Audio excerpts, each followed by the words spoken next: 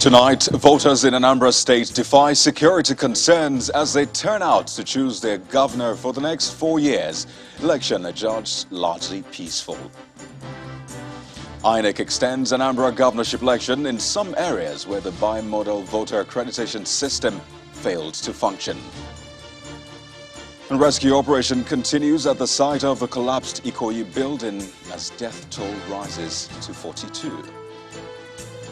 And at least 99 people are killed following a massive fuel tanker explosion in Sierra Leone's capital, Freetown. On business news tonight, the Nigerian Midstream and Downstream Petroleum Regulatory Authority warns marketers against increasing the pump price of fuel. It's one election that kept Nigerians on the edge owing to the security situation in Anambra State and the entire southeast. But when it finally came, voters defied all the concerns and trooped out to choose their next governor. So far, the conduct of the election has been adjudged to be peaceful despite earlier fears of possible security breaches. As early as 8 a.m., voters, including the elderly, converged on polling centers for the accreditation and voting. But the exercise was later extended from 2:30 p.m. to 4 p.m. following issues encountered at some polling units, mainly due to the malfunctioning of the bimodal voter accreditation system. Ad hoc officials arrived polling units as early as 8 a.m. in some areas and later in the morning in others. The officials begin with setup and basic housekeeping to ensure all equipment are working to avoid glitches during the exercise.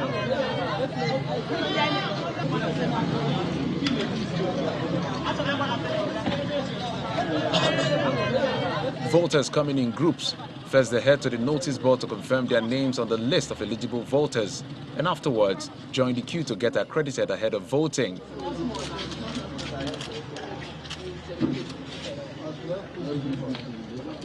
To check identity theft, INEC has deployed the innovative bimodal voter accreditation system (BVAS) as registered voters present their PVCs for the accreditation process and their biometrics captured, including facial recognition. It appears, in spite of the umpire's efforts, things may not have turned out as expected at some of the polling units, as some voters share their experience. We are experiencing normal activation moments. Nobody here has been activated. I've been here since 7:30 a.m. not to be late in any manner. But now, as you can see, everybody's complaining. When asked the man that's in charge of activation, said that the team is not uploading. So this has always been the case. There's a little problem or there logistically they have to sort out, like in the past. I've been voting here for a long time. Initial hiccups now out of the way here, the exercise commences as voters take turns to cast their vote. For areas where elections have been concluded, sorting and counting follow.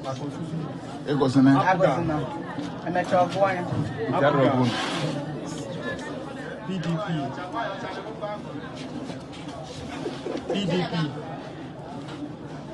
Abuja, invalid. The election has been adjudged to be generally peaceful, although there are reports of few incidents of disruption of the process in some areas. We were not able to fully deploy in some of the polling units, and because of several reasons. One, we were prevented by community members in some local governments from deploying, so we had resistance from community members.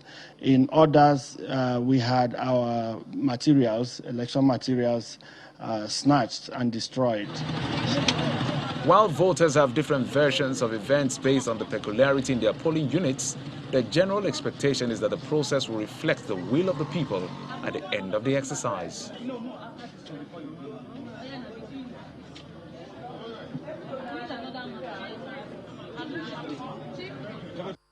Well, Governor Willie Obiano and his wife, Ebelechukwu, also cast their votes at polling unit 4, Otocha Ward 1, Aguleri, in Anambra East local government area.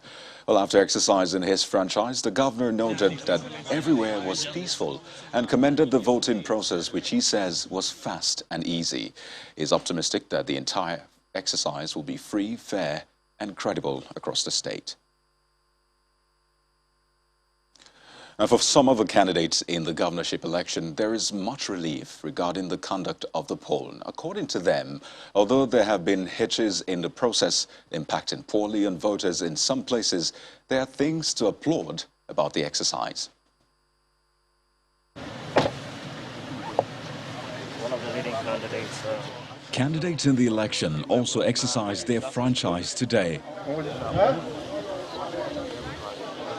Senator Andy Uba of the All Progressives Congress APC voted in Aguata local government area of the state and afterwards gives his verdict. You can see the calm and peace that is happening right there. That same thing is all over the place I've been. Everywhere is calm and peace. They're all coming out, turning out in masses to vote. Also voting in Aguata local government is the candidate of the People's Democratic Party, PDP, Valentine Ozigbo. He speaks about the exercise. I want to commend INEC for an excellent job they've done, the ability to introduce this machine that will help us to check fraud and rigging. I'm a bit worried the number of minutes it took us to get the voting done. Verification through the BVAS machine, I was expecting to be a bit more seamless. In Inewi North local government area, the candidate of the Young Progressives Party, YPP, Senator Ifeanyi Uba, cast his ballot. He shares his thoughts about the election. You can see, I don't think we can have what they call apathy from this polling unit. People are here to vote. We have some little challenges with the biometrics, but I hope we'll resolve it. But the candidate of the All Progressives Grand Alliance, APGA, Professor Chukwuma Soludo, could not cast his vote for over 5 hours, following hitches with a bimodal device at his polling unit in Isofia Ward, Aguata local government area. A few places, I understand, they say it worked relatively well, but in a vast majority of the places around the state, it just hasn't worked well. I haven't left here since 11:30. I refuse to leave. I've got to stay here and I must cast my vote. But I won't jump the queue. I'm not going to jump the queue and then be one of those privileged 20 to vote. The candidate of the All Progressives Grand Alliance, APGA, finally cast his ballot after 5 hours and 40 minutes of waiting. Will be given to person with disability. Meanwhile, Anambra residents who are unable to vote today may have an opportunity to do so at a later date, as the Independent National Electoral Commission has announced that voting has been extended. If there are areas where there's a determination that the collation of results cannot take place at the RA collation centers, collation of results will now take place at the LGA collation centers. Until the last voter vote, that's when we will show. So we are still receiving information from the different polling units. It says tomorrow or any other time. The Commission appeals to all voters to remain calm and law-abiding, saying it is determined to make all votes count. Meanwhile, the electoral umpire INEC has been explaining further the reason for extending the election in some parts of the state. Addressing journalists in Awka, the state capital, the resident electoral commissioner, Dr. Nkwachuku Orji, and INEC National Commissioner, Mr. Festus Okoye, cited some technical glitches coupled with disruption of the process in some areas. We are now receiving information on areas where, one, there were resistance to deployment by the Commission. Two, there were disruptions to the election process that already commenced. Three, where we have sustained malfunctioning of the accreditation device, the BVAS. And four, where we were unable to deploy as a commission. In each case, the Commission's regulations and guidelines and other existing laws will be used to address these issues. Where elections held, collation of results will proceed. and the applicable EC40G instrument will be used in line with the provisions of the electoral law. If there are areas where there's a determination that the collation of results cannot take place at the RA collation centers, collation of results will now take place at the LGA collation centers. So all we did was to extend the period of voting from 8:30 a.m. to 4 p.m. That's what we did earlier in the day. Have you, in those areas where you extended voting, are you sure that voting has ended in those areas? Until the last voter vote, that's when we will show. So we are still receiving information from the different polling units. Have also interpret paragraph 3 with your earlier press statement. Because he said tomorrow, and we thought that tomorrow should be Sunday, where the extension. It says tomorrow or any other time. If we have 2,000 voters on the queue by 4 p.m. today, until the last voter on that particular queue votes, the poll will not close. So if the last voter votes on Monday, voting will continue. That's exactly what we said. Well, the Commissioner of Police in the state, Mr. Echeng, has been speaking on the state of security during the exercise, saying there were only few security incidents which were quickly put under control. While debunking reports that security was part of the reasons the election was extended, he put the blame solely on INEC and the deployment of logistics. He was a guest on our Anambra election coverage program. Talk about ad hoc staff that were supposed to be or man the polling booths. And at the time they were supposed to be there, they were not there. You talk about transporters who refused to convey materials except they are paid their money. And it took them time to do this. Some of the places that you never had election was because when the materials got to the place late. But these are not security-related issues. The report I had was that security was everywhere. And election was going on smoothly. As I speak, they are at the collation center trying to collect. And after that, they will come to, okay, here. Instances where you had a little bit of, infraction somewhere, and quickly we took care of them. But not to this extent that we are hearing here, that it is because of security that the election has been shifted to tomorrow. I don't agree with that assessment. In part 2, after the break, we have more on the Anambra governorship election, and our political editor, Seun Okibaloye, will be joining us live from Awka for more updates on today's exercise. Please join us again.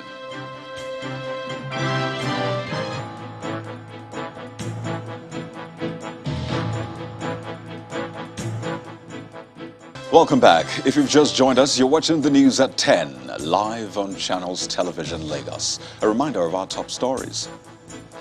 Voters in Anambra State defy security concerns as they turn out to choose their governor for the next 4 years. Election adjudged largely peaceful. INEC extends Anambra governorship election in some areas where the bimodal voter accreditation system failed to function. The rescue operation continues at the site of the collapsed Ikoyi building as death toll rises to 42. And at least 99 people are killed following a massive fuel tanker explosion in Sierra Leone's capital, Freetown.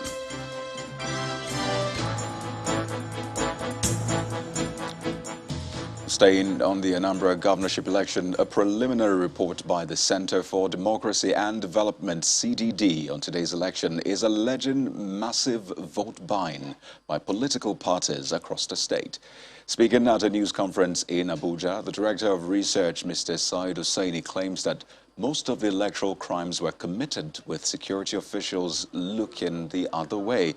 The group, however, commends security officials for ensuring that the process is safe and without violence so far.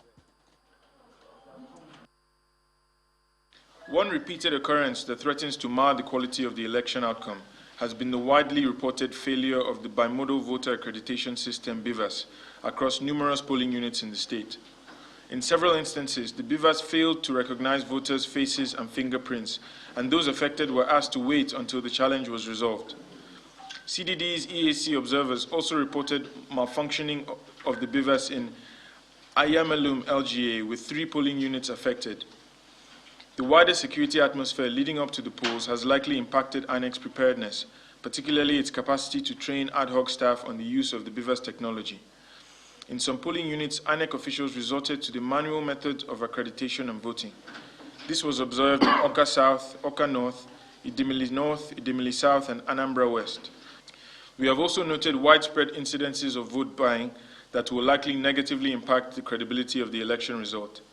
CDD observers reported numerous not-so-discrete cases of see and buy in polling units across the 21 LGAs of the state.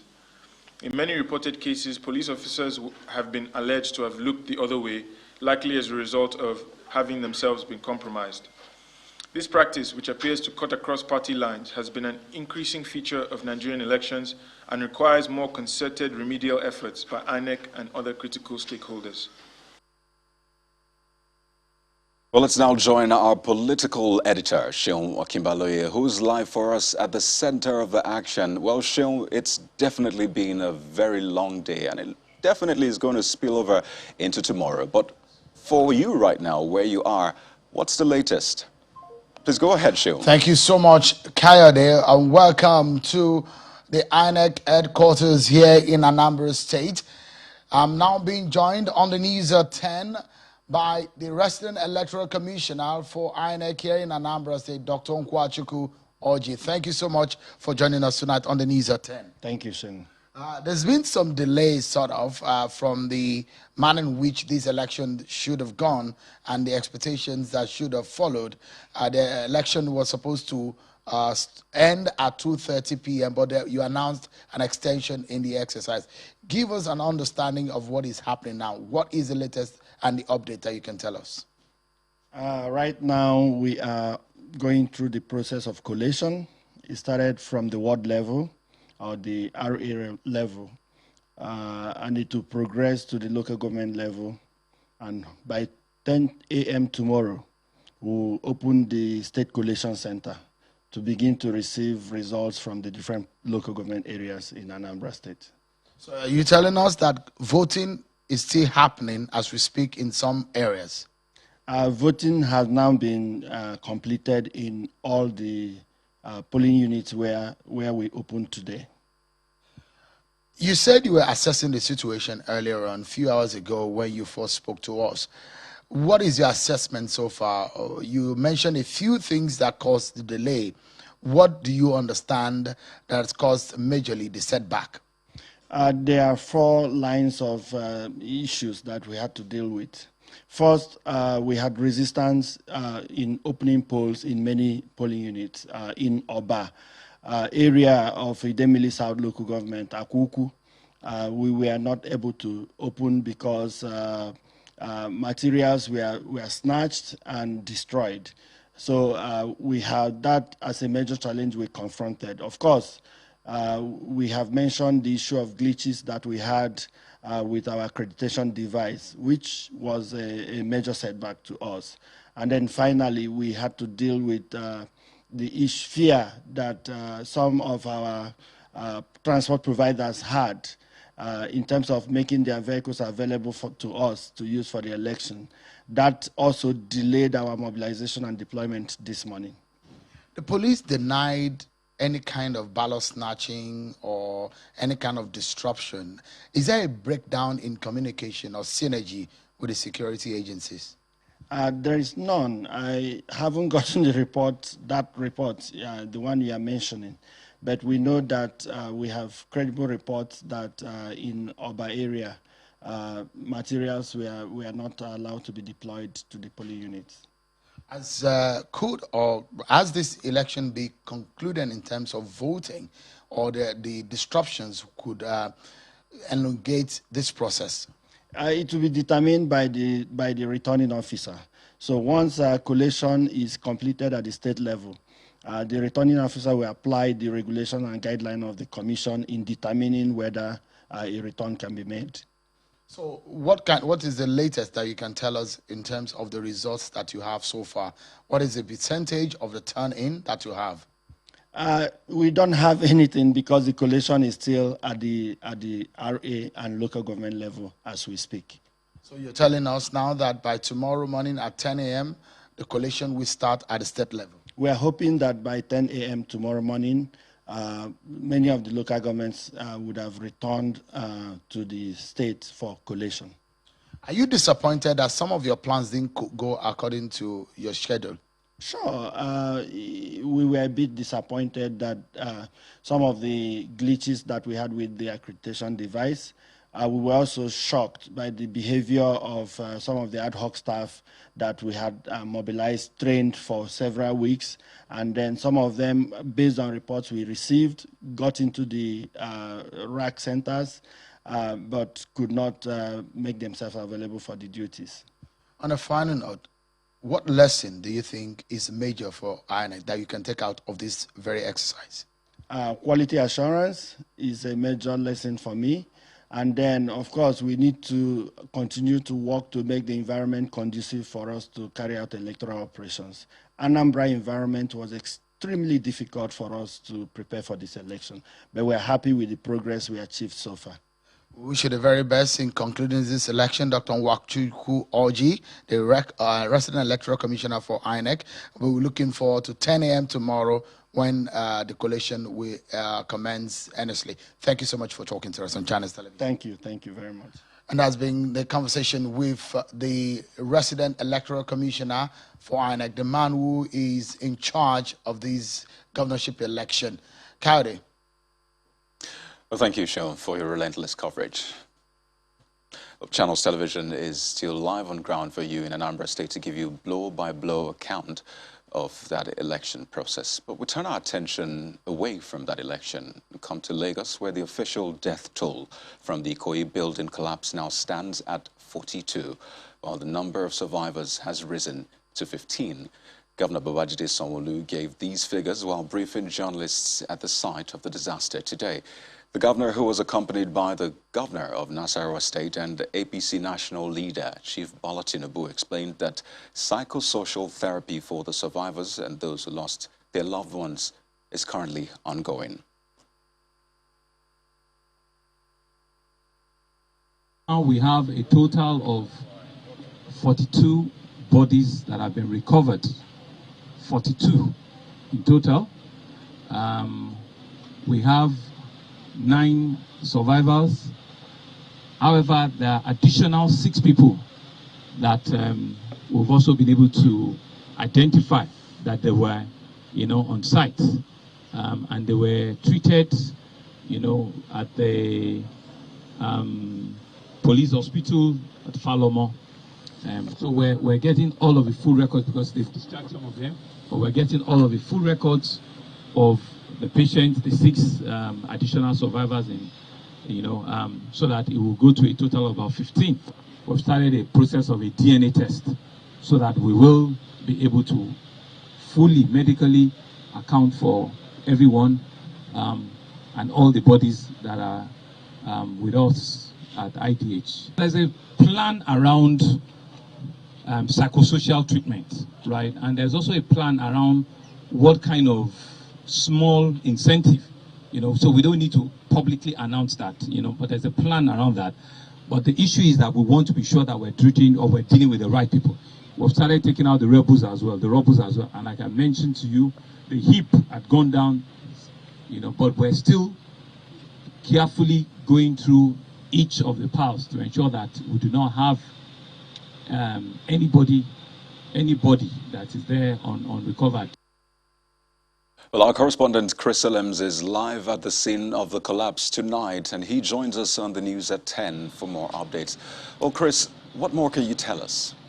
Kayode, it's been a very, very long day, pensive and, of course, a very somber mood around here with a few persons still milling around, hoping against hope that they would still be able to find some people alive.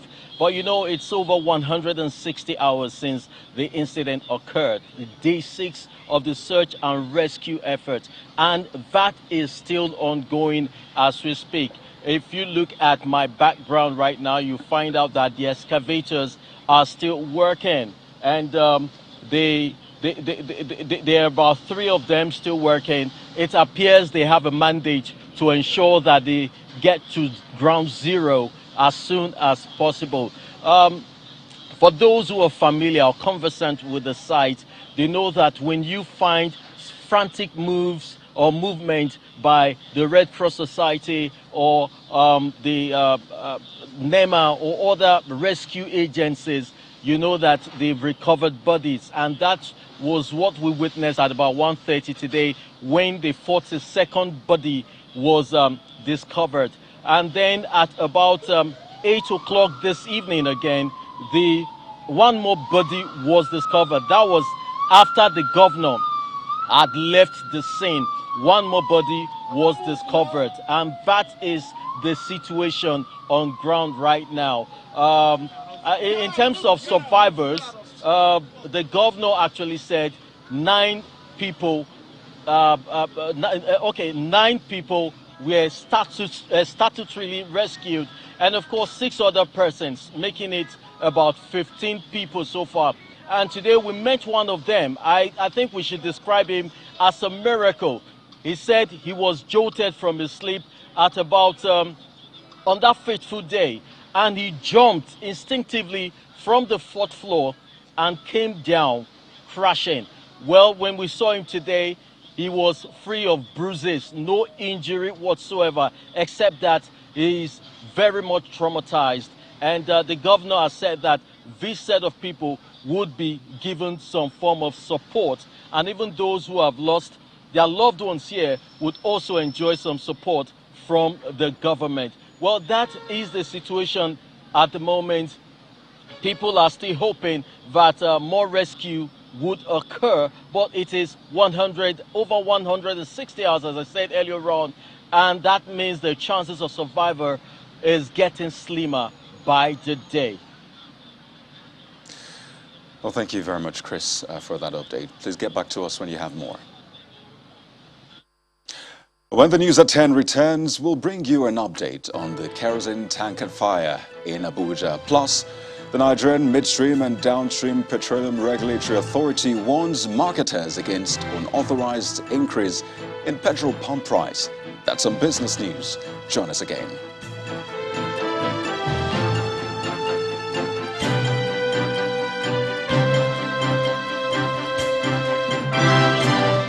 The 5 people have been confirmed dead and 11 injured after a kerosene tank exploded at the Cuba village market, Abuja, on Friday night. The fire service and emergency responders were able to put out the fire and prevent an escalation. The FCT Minister of State, who later visited the scene of the incident, expressed concern over unapproved locations for sale of petroleum products. Our correspondent, Terry Kumi, has a report. At about 6:45 p.m. on Friday, the 5th of November, a loud explosion was heard around the Cuba village market. A kerosene tank had exploded at a shop near the main market, leading to a huge fire. Some small businesses and their owners were not spared. Eyewitnesses say firefighters were promptly on the scene to put out the fire and prevent an escalation. By morning, the extent of the damage is clear, as security agents and emergency responders cordon off the area. The explosion relocated the tank from here to the top of this structure, damaging the window of a nearby building. Without the fire service being on ground, all these buildings would have gone down because it was an explosion of a kerosene tanker. It was one of these electrical cables that cut off and then fell inside a container containing kerosene. One woman who simply wishes to be identified as Madam Miracle narrowly escaped the explosion, while another young girl escaped with non-life-threatening injuries. Just 5 minutes, I was about to enter house. They said, "Madam, where are you? Come." Fire, fire, fire. Your shop has burnt. A woman with pregnancy died. They pushed her inside gutter. Still, she did not make it. As I was sitting here selling plantain, then the thing has sparked from here. Then I know this wire now cut and I run, so I don't know how they end. It's the wire that touched my hand. This family is, however, not so fortunate after losing their 17-year-old daughter to the fire. One of the residents believes there is more to the explosion. The kerosene is an adulterated kerosene, and that's why it raises up inflation. If you went out there, there's no how a kerosene, a tank will catch fire, ordinary kerosene, and it will raise up. It's only gas, inflamed gas, or a fuel that will have such reaction. Some of the residents say the tanker was initially used to store petrol and wasn't properly washed before being used to store kerosene. As the residents continue to raise questions about the content of the tanker, whether it was just kerosene or probably mixed with fuel, another impending danger just lies next to us here. It's a kerosene tank next to a transformer. This is also the concern of the FCT Minister for State after observing the extent of the damage. Prompt action will be taken. Committee will also be set and put in place to spring into action. Because as we sit, I can still see some kerosene tank across. Please, let's avoid keeping them near, crowded areas like this. And we'll look into it to see those who are actually licensed. She then pays a visit to the Cuba General Hospital to see the injured. So far, 6 people have been confirmed dead, including the owner of the kerosene tank, and 11 are currently being treated for various degrees of burns. The FCT Police Commissioner has ordered an investigation into the incident. Terry Ikumi, Channels Television News. The 20th Annual Conference of Women in Management and Public Service has ended with a challenge for Nigerian women to strive to be the best in all their endeavors.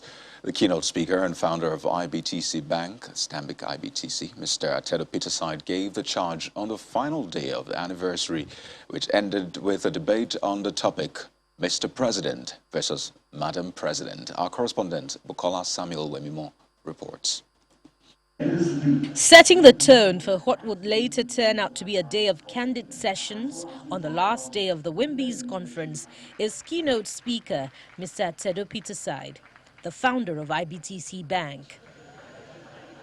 The foundation for his message is personal, as he makes it clear that his own success story at Stanbic IBTC was not necessarily about diversity, but about merit. What I need is merit, okay? And listen, in most places there is systemic bias that doesn't allow women to come in. That's all. If you correct that and you pursue merit, you will get both sexes. So it's also a time for WIMBY's to celebrate its many success stories, birthed through its big sister and mentoring programs that have impacted and transformed the lives of over 17,000 women and young girls in the last 20 years. And for women participants desirous of greater visibility and expression in their chosen fields, the plenary deliberated on the theme, Owning the Future, Women in Leadership. Some of the views expressed at this plenary sought to challenge the current social norms. If you're running an organization and you're sitting in an interview and a man or another woman asks the question, are you done having children? I don't tolerate it in my company. What has that got to do with the competence of the woman? You kill some of those things. You make sure that you are, let's engage with her for her mind and for her potential. There are certain industries where the organizations are not allowed to give women jobs because of regulations that have existed since like 40, 50 years ago, and they haven't been changed. WIMBY's, upon reflection, scores itself high in helping women achieve their dreams in the spheres of management and business, but seeks greater representation in public service.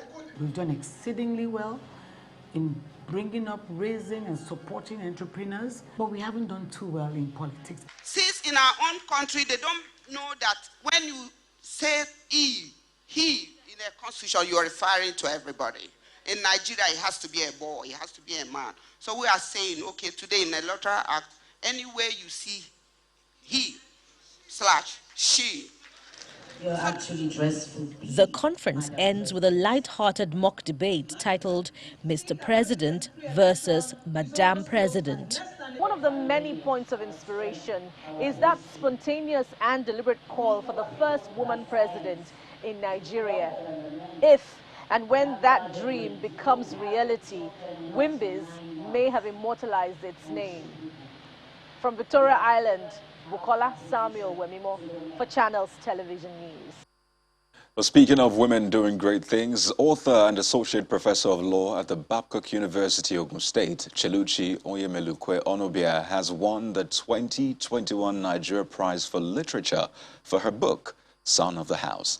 She was announced winner of the $100,000 prize at the 2021 Grand Award and Public Presentation of Winners in Victoria Island, Lagos. Professor Akachi Adimora is the chair of the advisory board for the prizes, Professor Akachi Adimora Ezigbo, announces the 2021 winners at the awards ceremony and public presentation of the 3 NLNG prizes. The panel of judges and the advisory board have, in consideration of its profundity of technique and subject matter as a Nigerian family saga, its thematic depth and social relevance as a commentary on the diversity of collective experiences that shape, hold, and mar families in post-colonial Nigeria, and its feminist undertones found Cheluchi Onyemelukwe Onobia's the winner of the 2021 Prize for Literature, Cheluchi Onyemelukwe Onwobia. Onyemelukwe Onwobia's entry was adjudged the best from 3 finalists. The Nigeria Prize for Literary Criticism goes to Uchechukwu Peter Umezurike, while the panel of judges for the Nigeria Prize for Science declares a no-winner verdict based on the quality of entries received. However, the Managing Director and CEO Nigeria LNG, Dr. Philip Michel Billa, is hopeful that the next edition will produce a winner. Not delivering a winner in science is painful. Not just to us in NLNG or to the advisory board for the Science Prize, but also to those who sent in entries. It should induce a national feeling of despondence. We need to reflect on this. It should call us to rethink the place of science in our curriculum. The Nigeria Prize for Science, Literature and Literary Criticism is an annual event aimed at bringing Nigerian scientists and authors to public attention and to celebrate excellence in scientific breakthroughs and literary accomplishments in Nigeria. A way to go for women. Well, I hand over to another bright woman, Teniola Shuboali, for the latest business stories. Tenny.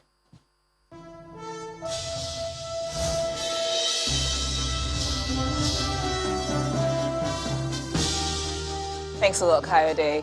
The Nigerian Midstream and Downstream Petroleum Regulatory Authority has cautioned petroleum marketers against increasing the pump price of petrol. The Chief Executive Officer of the authority, Mr. Farouk Ahmed, explains that some members of the Depot and Petroleum Products Marketers Association of Nigeria are selling petrol above the official price. According to Mr. Ahmed, the country has adequate stock of petroleum and therefore assures the public of sufficient supply. Meanwhile, unsuspecting job seekers in the country have been warned about a fraudulent jobs portal circulating around social media platforms with claims that the Nigerian National Petroleum Corporation is conducting a recruitment exercise. In a statement released today, the spokesman of the NNPC, Garba Mohammed, refuted reports claiming that the corporation is recruiting new employees. He explained that the NNPC usually announces such information whenever it decides to conduct a recruitment exercise through authentic and credible public communication channels, including its website, which is www.nnpcgroup.com. He asked unsuspecting job seekers to disregard the recruitment information as false and advised them not to fall into the trap of scammers. Now let's find out how forex trading activity ended at the FMDQ exchange this week. The total turnover of transactions carried out at the FX spot, forwards and futures markets decreased by 44.8% week on week to $852.29 million as at November the 5th. However, a breakdown of FX trading at the FMDQ exchange shows that total value of transactions at the FX spot market fell by 36.58% against the previous week to $436.7 million. Meanwhile, the Naira rose by 0.69% week on week to 413 Naira 62 kobo against the dollar at the Nigerian Autonomous Foreign Exchange window of the forex market.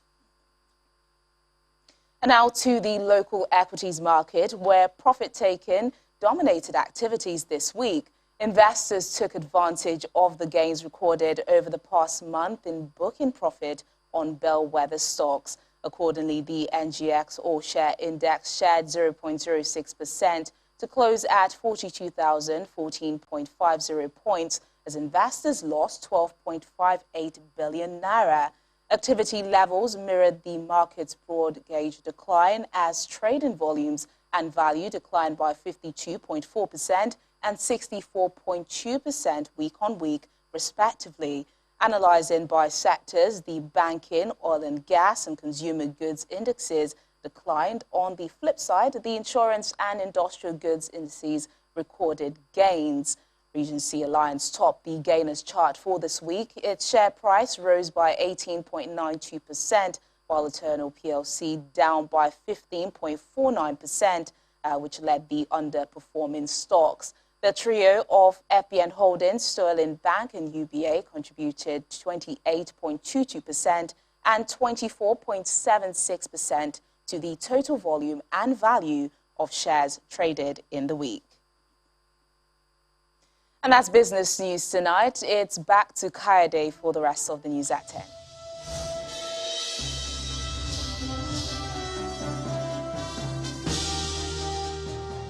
Thanks a lot, Tenny. We now shift gears to sports. Here's Victor Mathias.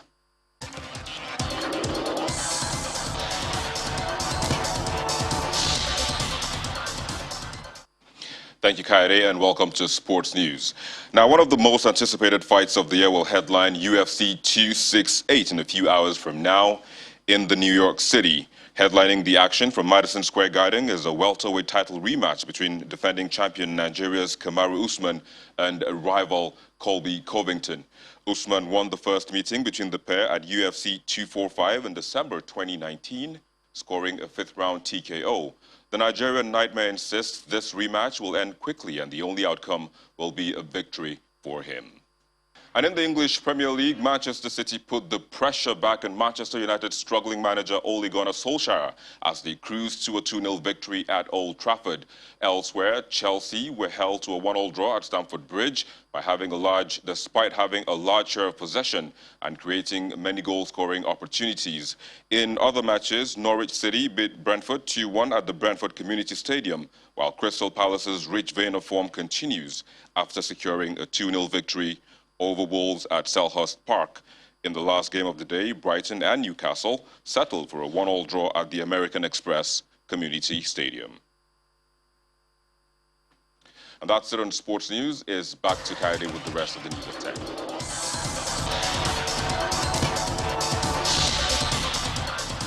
Well, thank you, Victor. Well, alongside the events marking Nature and Land Use Day, today marks the end of week 1 of COP26, with negotiations gathering pace and work focusing on week 2. 45 countries have pledged urgent action and investment to protect nature and shift to more sustainable ways of farming. Meanwhile, tens of thousands of protesters for the second day marched through the streets of Glasgow to demand meaningful action from world leaders. The rainbow. It may perhaps be the only sign of hope that tens of thousands of protesters who have braved the damp, cold weather in Glasgow have seen this week. They have all come out this Saturday morning to march through the city and demand bolder global action on climate change. Climate crisis is about the survival of humanity as we know it, and it's up to the youth and the workers, the working class, to bring about the change that is necessary to prevent this climate catastrophe. Meanwhile, at the negotiating rooms, participants say the overall mood is tensed. Many are said to be reluctant to make trade-offs, but the pressure is high. As of Friday night, negotiations and actions for climate empowerment, gender, agriculture, research and systematic observation, LDC matters, national adaptation plans were closed off. As expected, there are a range of issues that are referred to ministers. These include discussions on finance. Elements of the rule book which will also be discussed by ministers include transparency, common time frame for NDCs and Article 6, and there will also be a discussion on adaptation. Ministers can focus on those issues where there is highest political divergence and where that political attention is needed. So the mood is mixed, but I say that not in any pejorative sense, merely a fair reflection of the fact that it is tense right now. People are having to take tough decisions, as they should. And I think it's really important that we recognise the hard work that's gone into that and the importance of some of that technical work. In events marking Nature and Land Use Day at the COP, new commitments to change agricultural policies to become more sustainable and less polluting were made by many countries and companies. Countries from across the world are today setting out their commitment to transform agriculture and food systems through policy reforms. And this includes more than $4 billion of public sector investment, which will be leveraged into agricultural innovation, including climate-resistant crops and solutions to improve soil health. This technology will be made available to hundreds of millions of farmers. Saturday marked the end of week 1 of COP26. Many expect the ministers to deliver the promise made in Paris 6 years ago in Glasgow next week. Ayola Kasim, Channels Television News. The death toll from a tanker explosion in Sierra Leone has risen to at least 99. The explosion took place late on Friday after a fuel tanker collided with a lorry in the capital, Freetown. Fuel spilled before igniting and resulting in inferno engulfed bystanders and vehicles at a busy junction. Deputy Health Minister Amara Jambai says more than 100 people are being treated in hospitals and clinics across the city. Victims included people who had flocked to collect fuel leaking from the ruptured vehicle. And the main news again. Voters in Anambra State today defied security concerns and turned out in their numbers to choose their governor for the next 4 years. The election has been adjudged largely peaceful, although there were challenges with accreditation and voting in some polling units. And that's the news at 10 for tonight. Thank you for watching. I am Kayode Okikelu. Good night.